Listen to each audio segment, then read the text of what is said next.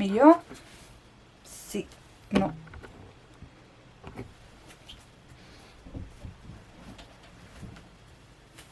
Ara sí.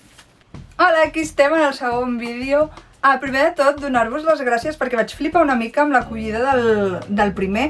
No esperava que gent que no fos del meu entorn arribés a ell. Així que, si has decidit unir-te en aquesta aventura, et dono les gràcies i benvinguts i comencem el vídeo perquè avui parlem d'un tema que em mola molt i espero que sigui el futur del consum de roba.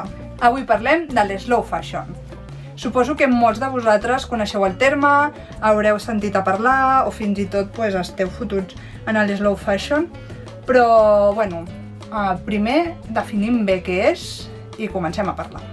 Bueno, i abans de tot us volia donar dues dades perquè comenceu el vídeo així com amb consciència. La primera de tots, la indústria de moda és la segona més contaminant de totes, o sigui, una locura. I després una altra dada que vaig llegir l'altre dia, i és que de mitjana cada peça de roba s'utilitza només 7 cops. Això sí que em va fer com patar el cap, però bueno, què és l'slow fashion? Doncs bàsicament l'slow fashion és el contrari al fast fashion. Toma definició. És el contrari a aquelles grans multinacionals que trobem a totes les ciutats, que fots dos passes i et trobes en la mateixa tenda, botiga, una i un altre cop. És contrari a aquells preus assequibles que no són reals, aquelles produccions enormes que el que fan és crear un gran volum d'estoc i un gran volum de residus, i també és contrari a aquesta renovació constant de roba a les botigues, que cada 2x3 trobes models nous i normalment són models en tendència, que això vol dir que al cap d'unes setmanes o uns mesos ja t'avorriràs perquè no estarà de moda. I un altre punt d'inflexió és que és contrari a la deslocalització de la producció. Això vol dir que no es produeix al tercer món, normalment com el fast fashion que produeix al sud-est asiàtic, es basa en la producció en aquests països on els sous són molt baixos, on la qualitat dels llocs de treball és nul·la i amb el que comporta també una gran contaminació de portar aquesta producció cap a les botigues d'aquí d'Europa o d'Amèrica. Llavors podríem dir que l'slow fashion es caracteritza per 4 punts diferents. Buah, però abans...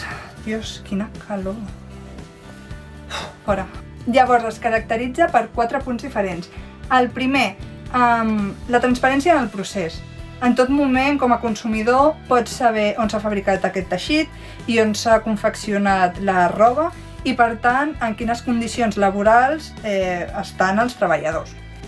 Segon, utilitzen materials nobles. Això vol dir que els teixits que s'utilitzen són de gran qualitat, són sostenibles, no contaminants i tenen una gran vida útil. També, bàsicament, es basa en unes condicions dels treballadors mínimes, o sigui, es respecten el salari mínim i les condicions laborals saludables, bàsicament. I tots aquests punts s'engloben amb un consum responsable i conscient. S'intenta mentalitzar la gent i allunyar-los d'aquest consum, per consum massificat, que bàsicament és comprar per després llançar. El que es vol és que la gent faci un consum responsable i que si tu et compres una peça de roba, aquesta peça de roba et durarà molt de temps. I molts de vosaltres pensareu, sí, això sona superbé, però també molt car. Bueno, més que car, el preu és el real, és el que és, el que passa que no estem acostumats a aquests preus i tampoc ens els podem permetre. Llavors, sí, m'interessa l'slow fashion, vull contribuir i pujar-me aquesta onada. Com ho faig? Doncs us donaré unes quantes opcions que són les que jo utilitzo per renovar-me l'armari i quan vull adquirir alguna cosa nova, són les que utilitzo i de veritat que trobo que són uns exercicis molt divertits i que, no sé, és una forma de descobrir de veritat les peces de roba, l'estil que t'agrada, el que utilitzes de veritat i al cap i a la fi el que aconsegueixes és un armari on tot el que tens t'agrada i l'utilitzes. Llavors, la primera opció de consum que tenim són les botigues de segona mà. Aquí dins trobem les botigues vintage, que sí, que està bé, però crec personalment que tenen un preu desorbitat, però també trobem botigues com la Humana, que per mi és la meva botiga prefe, que és roba, o sigui, venen roba que ha donat la gent a preus assequibles i molts cops fan ofertes rotllo tot a €1, la happy hour, i pots aconseguir roba per preu, o sigui que fa riure. També us proposo els flea markets. A Barcelona, quasi cada setmana, abans que passés tot això del Covid, els diumenges podies trobar mercadillos arreu. Suposo que fora de Barcelona també ho faran, a altres ciutats. I bàsicament són espais on els particulars porten la seva roba, munten el seu xiringo i la venen a preus que també que estan superbé. El més guai és que també es barreja amb petites marques locals que estan començant i es volen donar a conèixer i munten allà el seu xiringo també, i és una sinergia i una barreja de conceptes que a mi m'encanta. I si aneu a última hora de la tarda, molts cops el que vol la gent és treure's de sobre la roba que ha portat i està tiradíssim de preu. La tercera opció que us porto, sens dubte, és la meva preferida i gaudeixo tant cada vegada que hi vaig, i són els intercanvis de roba. Sé que a Barcelona diferents organitzacions en fan durant tot l'any i suposo que també a altres llocs es porten a terme perquè, bueno, és una activitat on bàsicament tu portes la roba que no vols, et donen uns punts depenent del que has portat, i al dia de l'intercanvi de roba, en un lloc, exposen tota la roba que la gent ha donat i tu agafes la que vols i en canvi de pagar amb diners, pagues amb aquests punts. I no sé, trobo que és algo tan guai i és un lloc on clarament es veu allò de que un objecte que per algú ja és com basura, ja no li agrada, l'avorreix, per un altre és un tresor. I no sé, fa com molta gràcia quan veus que algú s'emporta alguna que tu havies portat. És com, ai mira, no sé, li estàs donant una segona vida, li ha fet il·lusió trobar-ho, i de veritat que us ho recomano, però 100%. I per últim, l'última opció que us porto no és com un lloc de consum, sinó més que res us proposo que tirem enrere una mica i que, per què no, us pugeu al carro de confeccionar-vos vosaltres mateixos la roba. Sé que pot sonar una mica locura així de bones a primeres, i més si no teniu ni idea de costura ni de patronatge, però si de veritat creieu que us pot agradar, proveu, perquè la satisfacció que tens quan acabes una peça de roba, te la proves i veus que t'agrada, és molt heavy. Però està clar que tothom no és manites o simplement que no li agrada ni es vol posar a aprendre a cosir. Així que també l'altra opció és que busqueu tota aquella roba que ja no us agrada o que ja no us poseu tant i foteu-li un gir.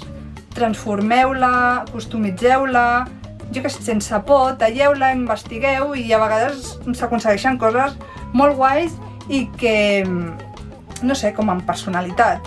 I també investigueu en els armaris dels pares, de les àvies, que molts cops tenen peces de roba allà oblidades que no es posen, i nosaltres donar-li un altre rotllete es poden convertir en peces clau de l'armari.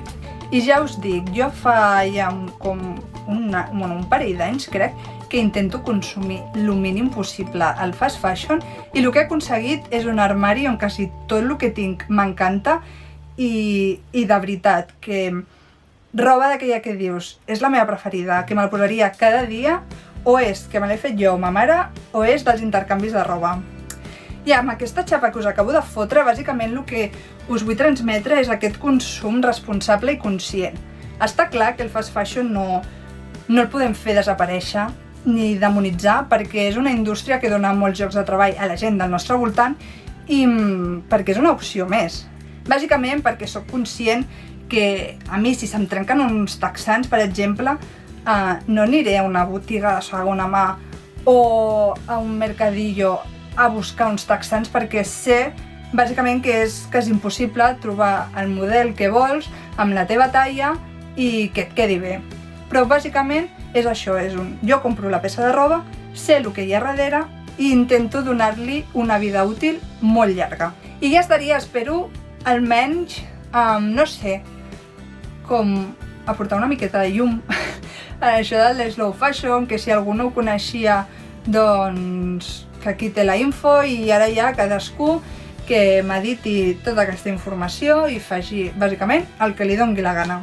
Ens veiem a la pròxima. Adeu! I que consti, el modelito que porto és 100% slow fashion. La jaqueta que portava de segon de l'ESO, o sigui, més anys no pot tindre, la Vespa. El top d'un intercanvi de roba. I les malles que porto a baix, bàsicament les vaig pispar de la capsa d'objectes perduts del club on jugava a bàsquet.